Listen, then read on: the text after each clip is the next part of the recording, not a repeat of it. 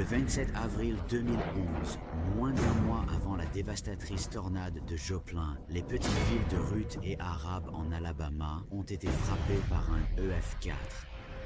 5 personnes ont péri ce jour-là. Et ces décès sont devenus une partie d'une série d'événements qui allaient bien au-delà de l'expérience traditionnelle de mort imminente. La croyance de nombreux scientifiques, de nombreuses personnes ayant vécu des EMI est que notre énergie continue après notre mort. Elle n'est pas détruite. Nous continuons simplement sous une autre forme. Cela s'appelle la conscience non locale. La conscience locale est ici et maintenant dans ce corps, dans votre vie.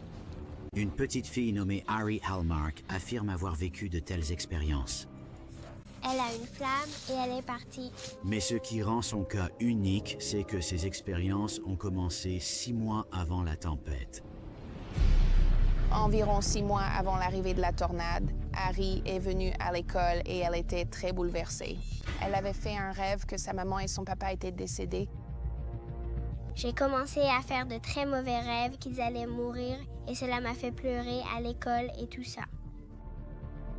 Pendant des semaines, elle pleurait chaque jour et elle me disait jour après jour, « Je ne peux pas sortir ces rêves de ma tête. » Elle n'arrêtait pas d'essayer de dire à tout le monde qu'ils allaient mourir et qu'elle devait passer du temps avec eux.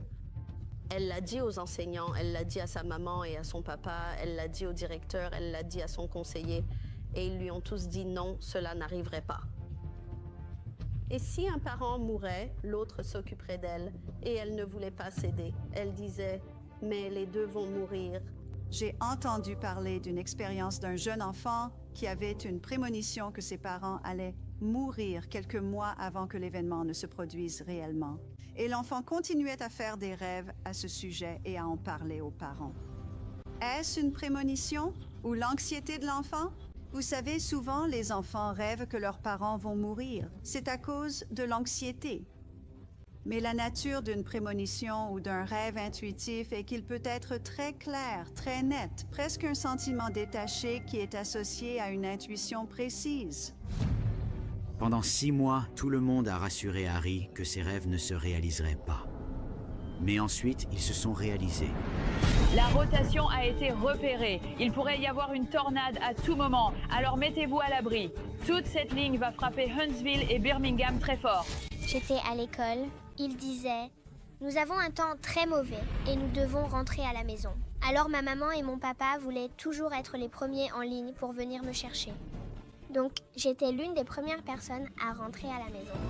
Ari et ses parents, Jennifer et Shane, se sont précipités vers la maison que Shane venait de finir de construire 10 jours plus tôt. Mais alors que la tornade approchait, Shane a senti qu'il devait vérifier ses parents, qui s'occupaient des cousins jumeaux de 17 mois d'Ari, Julie et Jaden. Nous sommes arrivés là-bas et la tornade était déjà dans le jardin. Et ma maman me portait et nous essayons juste d'entrer dans la maison aussi vite que possible. Et nous sommes entrés juste au moment de l'impact. Des vents tornadiques de plus de 320 km/h ont frappé la maison des grands-parents d'Ari. La maison a été complètement détruite. Et Ari a été projeté à plus de 200 mètres, atterrissant dans le jardin de son voisin. Eh bien, quand j'ai trouvé Ari, elle n'avait pas beaucoup de sang sur elle. Et ses cheveux étaient tout en désordre et tout. Je ne l'ai pas reconnue tout de suite. Quand j'ai vu la maison là-bas, je ne pensais pas que nous trouverions quelqu'un vivant. Ça ressemblait juste à une explosion de bombe. À venir. Et les rêves qu'elle avait faits pendant tant de semaines s'étaient vraiment réalisés. Je crois que je suis allée au paradis après la tornade. J'ai vu Jésus et toute la famille qui était décédée. Le 27 avril 2011, une tornade EF4 a traversé les petites villes de Ruth et Arab, en Alabama. Avant la tempête meurtrière, Ari Hallmark, âgé de 6 ans, était hanté par des prémonitions de la mort de ses parents. Alors que la tornade s'abattait sur la maison de ses grands-parents, les parents d'Ari, Shane et Jennifer, se précipitèrent pour aider. Nous sommes arrivés juste au bon moment. La tornade a projeté Ari à plus de 200 mètres sur la propriété d'un voisin. C'est un miracle qu'elle ait survécu et que nous l'ayons trouvée. J'ai dû porter Ari sur environ un demi-mile jusqu'à l'ambulance. Personne ne l'a sortie de mes bras. J'ai dû la sortir de là. Bien que la plupart des gens emportés par une tornade ne vivent jamais pour en parler, il y a quelques chanceux qui survivent. La plus grande distance documentée qu'une personne a été emportée et a survécu pour en parler est de près de 400 mètres. Cette fois, seul Harry et l'un de ses cousins ont eu de la chance. Elle a été transportée d'urgence à l'hôpital proche de Huntsville, en Alabama. J'avais ce sentiment horrible parce que je n'arrêtais pas d'essayer d'appeler ma fille et elle ne répondait jamais. Probablement 10-12 fois, j'ai essayé de l'appeler. Et je devenais très bouleversée et nous sommes arrivés à l'hôpital et j'ai vu Harry allongé dans un lit d'hôpital et elle avait quelque chose autour du cou. Elle était dans une attelle dorsale. Elle avait toutes sortes de fils et de choses. Et je la regardais et je me disais, est-ce Harry? Et je l'ai dit, j'ai dit, est-ce que c'est mon Harry? Et il y avait une dame là-bas et elle a dit, oui, c'est Harry. Je sais que j'ai commencé à crier. Je me souviens de crier et de tomber par terre. Et j'ai dit quelque chose doit être terriblement mal si Jennifer et Shane ne sont pas là. Plus tard, un proche parent confirme le pire cauchemar de Suzanne. Mais elle a dû surmonter son chagrin pour être forte pour Harry. Mon fils est venu et il a dit, maman, tu dois te calmer. Tu dois arrêter de pleurer. Et si tu veux aller avec Harry, il a dit, Harry a besoin de toi maintenant. Harry a demandé à sa grand-mère au sujet de ses parents. Je ne voulais pas demander parce que je me disais, OK, peut-être qu'ils sont juste dans une autre chambre d'hôpital, peut-être qu'ils sont en route ou quelque chose. Et finalement, j'ai demandé où sont ma maman et mon papa. Elle a dit, Harry, ils n'ont pas survécu. J'ai découvert que ma maman, mon papa, mon bébé cousin et les parents de mon papa n'ont pas survécu. Harry s'en est sorti avec une clavicule cassée et des points de suture à la tête et au dos. Elle a finalement passé 3 jours en soins intensifs. Mais elle n'attribue pas sa survie uniquement aux médecins. Mon père me tenait si fort que cela a causé des dommages à l'un de mes poumons. Ils ont dit que c'est probablement ce qui t'a sauvé la vie. Et donc j'ai appelé mon père, mon héros. Mais ses parents étaient partis, tout comme dans ses prémonitions. Les rêves qu'elle avait eus pendant tant de semaines, qui l'avaient rassurée qu'ils ne se réaliseraient pas, s'étaient vraiment réalisés. Ils disaient, Harry, comment sais-tu que cela allait arriver? Je leur ai dit parce que Jésus me l'a dit. Il me l'a montré dans mes rêves. Lors de la cérémonie de ses parents, une femme l'a approché, ayant trouvé quelque chose d'autre qui avait miraculeusement survécu à la tempête. Quelque chose de fou s'est produit. Une dame du Tennessee est venue avec une photo. Elle a traversé la tornade. C'était la photo de ma mère avec mon père et moi. Et elle n'avait même pas une seule déchirure. Dans un vortex assez puissant pour tuer 5 personnes, une photo avait voyagé près de 130 km sans être endommagée. C'était comme un miracle que la photo ait survécu à la tornade. Cette photo est en parfait état, elle n'était même pas mouillée. C'est juste bizarre. Ce qui se passe, c'est que les débris sont aspirés dans la tornade, puis emportés par le courant ascendant et transportés par les vents du jet stream. Cela peut être à 160 km de distance et finir dans le jardin de quelqu'un. Très peu de choses dans le sillage de la tornade pouvaient être récupérées. Les dégâts infligés ont classé la tornade à un niveau EF4, un niveau en dessous de la tornade la plus forte connue de l'homme, avec des vents atteignant jusqu'à 320 km/h. Des poteaux en béton ont été pliés à la base. Des bâtiments en métal boulonné ont été détruits.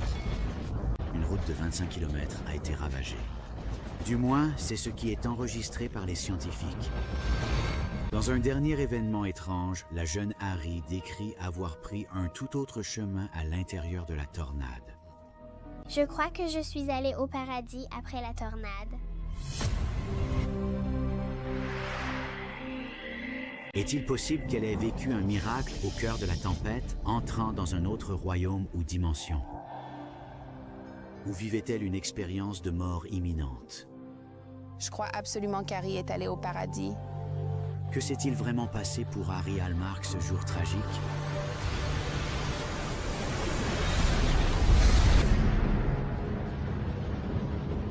Le 27 avril 2011, une tornade EF4 a traversé les petites villes de Ruth et Arab, en Alabama, arrachant des bâtiments en métal boulonné du sol et tuant 5 personnes, toutes membres de la famille Hallmark.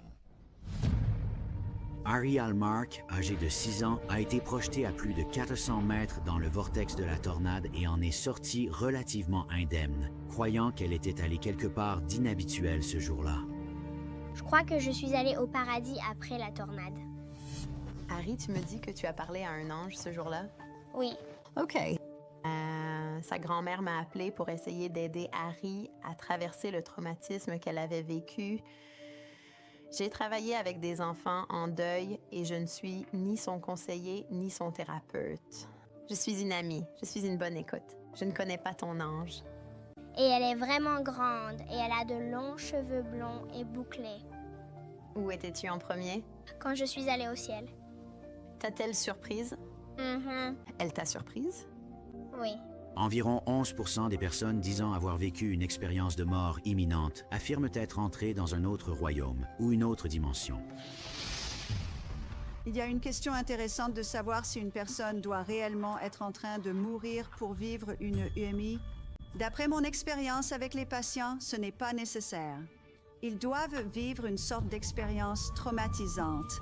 Mais certaines personnes qui traversent un traumatisme ne vivent pas d'UMI, donc cela dépend de la personne. Harry croit avoir vécu le paradis de première main. C'était comme connaître tout par cœur. Et j'ai vu Jésus et toute la famille qui était décédée, même des personnes décédées avant ma naissance. Elle a dit « J'ai vu papa ». Et bien sûr, j'ai commencé à pleurer parce qu'elle parlait de mon mari, Mike. Harry n'avait que 11 mois quand il est mort, donc elle ne se souvient pas de lui. Alors j'ai pensé, est-ce quelque chose qu'elle a juste inventé? Des enfants dès l'âge de 3 ans ont rapporté avoir vécu des expériences de mort imminente. Bien trop jeunes pour avoir une idée précise de la mort ou de l'au-delà. Et pourtant, ils décrivent des visions similaires et avec plus de fréquence que les adultes. Les enfants confrontés à des catastrophes naturelles, comme les tornades, vivent un certain type de traumatisme, peut-être plus que les adultes car ils sont plus réceptifs.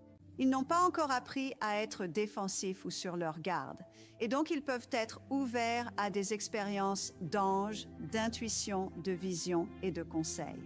Mais il faut aussi évaluer, peut-être qu'il y a quelque chose de réel là-dedans. J'ai vu ma maman au ciel et elle tenait mon petit cousin qui est décédé. Et Jésus a pris Jaden des bras de ma maman et le tenait. Puis j'ai vu mon papa au ciel et il avait des cheveux. Il avait une maladie ici sur Terre qui lui avait fait perdre tous ses cheveux. Et je pensais que je ne le verrais jamais avec des cheveux. Mon ange m'a renvoyée sur Terre. Elle a dit « Harry, viens, nous devons y aller. Il est temps de partir. » Ce qui est fascinant, c'est que souvent, ils entendent une voix qui dit « Ben non, ce n'est pas ton heure, tu dois retourner. » Et donc, ils retournent dans leur corps et se réveillent et se souviennent de la voix et disent « J'ai été renvoyé parce que j'ai encore des choses à accomplir dans cette vie. » Et ils ont un but. Te souviens-tu d'avoir ressenti de la tristesse ou de la peur? Je me sentais un peu triste qu'ils ne viennent pas avec moi. Mais je me sentais mieux en pensant « Eh bien, je les reverrai. » Y a-t-il une solution rationnelle au mystère de l'au-delà? Ou l'expérience d'Harry indique-t-elle un type de conscience qui ne peut pas être expliqué physiquement? C'est une histoire différente de ce qu'un enfant de 6 ans normal pourrait te raconter. Mais je crois vraiment qu'elle était au paradis. Comme la plupart des gens qui vivent une UMI, Harry croit que sa vie a été transformée. Elle a raconté son histoire dans un livre, espérant qu'il puisse aider d'autres personnes qui traversent des événements traumatisants. J'ai commencé le livre quand j'étais en première année. C'est à propos de ce que j'ai vu au ciel, et que lorsque l'un de vos proches décède, c'est acceptable parce que vous allez les revoir. Ce n'est pas votre dernière fois avec eux. Cela fait plus de 2 ans depuis que la tornade a frappé et Harry décide de retourner sur le site de la dévastation. Je pense que c'est une très bonne idée pour Harry de retourner là-bas. Elle voit comment les choses ont changé et sa vie a changé aussi et c'est acceptable. Et cela lui donne une certaine complétude, je pense. Je sais que c'est ici que j'ai été retrouvée, quelque part dans cette zone. Où était la maison de ta maman? Est-ce que c'est là-bas?